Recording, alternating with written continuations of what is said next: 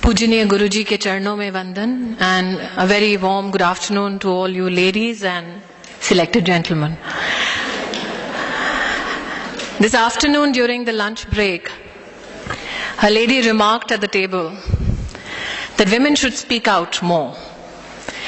And very instinctively I turned around and said, well, women don't have a problem in speaking, they have a problem in being heard. And today, I would like to thank the Art of Living for giving a harmonious platform to women from across the world so that they can come here, speak up, and also be very constructively heard.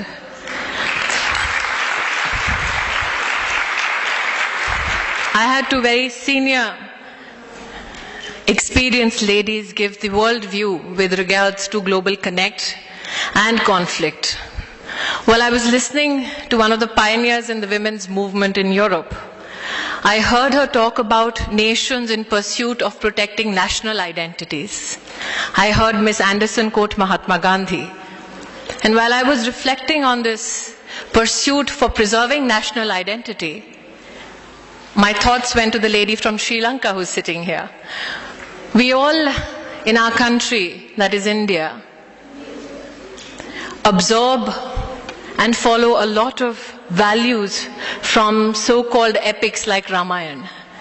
And in Ramayana, when Prabhu Ram had been victorious over Ravan and he was leaving back for home, he was told by Vibhishan that Lord Ram, now that you are victorious, you can stake a claim to the golden city of Lanka. And at that time, Lord Ram turned around and said, Janani Janma Bhumishcha Swargadapi Gariyasi, that my motherland, my mother, is so beautiful that she is greater than all the heavens that human beings seek to achieve. It is because India as a culture has infused the feminine virtue in pursuit of a strong nation that we serve as individuals not only a national cause, but also the cause of humanity. India as a nation, as a culture, has defined for the world Vasudev Kutumbakam, which means the world is one family. India has been blessed by Gita, wherein Lord Krishna said that if you walk on the path of dharma, if you absorb, if you follow the path of righteousness, then you not only emerge as a true leader, you also serve and bring about a stronger nation and a stronger universe, a stronger world. And it's interesting that today, in this very nation, through this very platform, we talk about globally connecting, we talk about leadership that helps us connect. Ms. Anderson spoke about conflict, which is one of the worrying factors when people converge on a global platform and talk about nation building, national interests, and interests of humanity. Well, to downsize it a bit, Ms. Anderson, I have forever been in conflict with a lady called Rita Bahuguna Joshi, who belongs to a political ideology not similar to mine. But when I walked in, she embraced me warmly. And with a wink and a smile, she said, I embrace you not because you're BJP, I embrace you because you're a woman.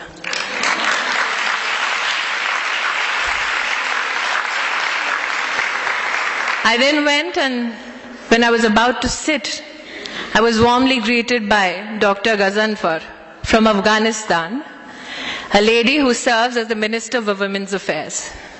We don't know each other's language, but we all knew just one thing, that we culturally connected, and especially so because we are both women in the field of politics.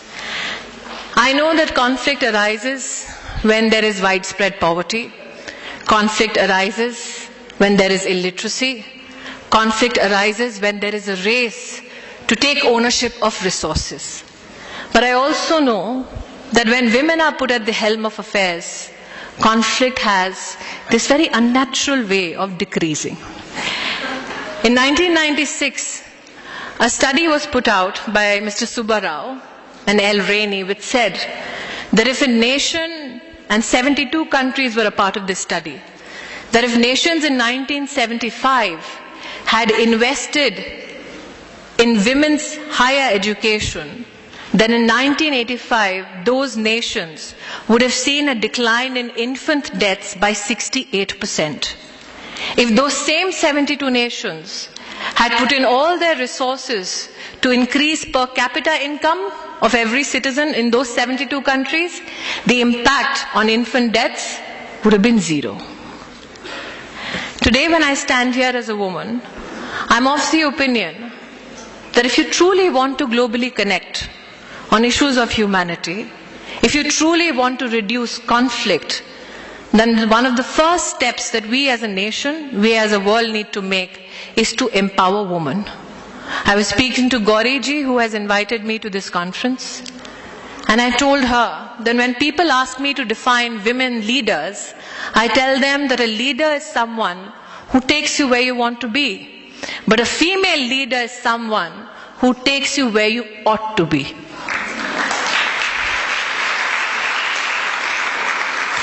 Ms. Anderson spoke about legislation. As a parliamentarian in India, we've had quite a few challenges in the past 1.5 years with regards to women's security. Does it break my heart every time I need to raise my voice in Parliament about a woman getting raped? Yes, it does. Does it break my heart when I discuss statistics with regards to infant girls being killed just because they're girls? Yes, it does. It breaks my heart when I recognize and I realize that over 1 crore girls die in our country every year in a mother's womb, and nobody speaks out for them because children are not vote banks. But at the same time, I wonder, is legislation enough? If we truly seek to empower our nations, our society, the world at large, will legislation be enough? And that's when I reminded myself of a quote by Mahatma Gandhi, who said, "Be the change you wish to see in the world." Kavita ji has been more than generous in my introduction. Apart from the role of Tulsi, the quintessential Bahu, I also had the privilege of discussing socio-political issues on various platforms. And during one of my shooting schedules, I walked into a studio and met a lady who was quietly sitting at a corner of a room. And I was told that this is the lady of the day and I have to interview her. When I walked up to her, I asked her, "Could you give me a little bit of an introduction so that I can say that to the camera?" She looked at me with a very, very subtle smile and said, "Well, introduce me as the mother who tried to kill her daughter. That should suffice." When I asked her why such an introduction, because that seemed quite cruel and inhuman, she said, "Well, that is the fact that I need to embrace, and people need to recognize me for what I am." I asked her why she defined herself so, and she said, "Well, I gave birth to 2 daughters, and my husband told me that if the third was a daughter as well, then I need not take the trouble of coming back home. The third child I gave birth to was a daughter as well. My brother came to the hospital because my husband refused to see my face for 2 days. And my brother said, 'Let me go back and persuade your husband.' So the 2 men sat down and brokered a deal. The husband said, 'If your sister can make do and wish away the third child, she will be given the permission to enter home.' The brother, without consulting the sister, said, 'Well, my sister shall do as you please. We will make sure the third child doesn't see the next month.' The woman comes back with her 3 daughters, the youngest being 3 days old. It is December in the state of Punjab. In a village in Punjab where it's absolutely chilling in December, one night she lays her daughter in the courtyard on a bed without a piece of cloth on the daughter's body. The woman prepares for the daughter to die, and she says that if she died in that winter, all I would do is feign ignorance for the policeman who would knock on my door the next morning. She went and she sat at the side of the courtyard waiting for her daughter to die. She was so tired looking after 3 daughters in a household and giving birth after 3 days that she happened to go to sleep. When she woke up the next morning, she realized the sun was up. And before the police got here, she wanted to scream and shout so that they could see a mother completely immersed in pain for the child's death. But when she walked up to the bed, she saw that her infant daughter was blue from head to toe, but was alive. And that's when the woman turned around and told me that I decided, if my 3-day-old daughter could fight death all night, don't I have the capacity to fight for her life and stand up to my husband?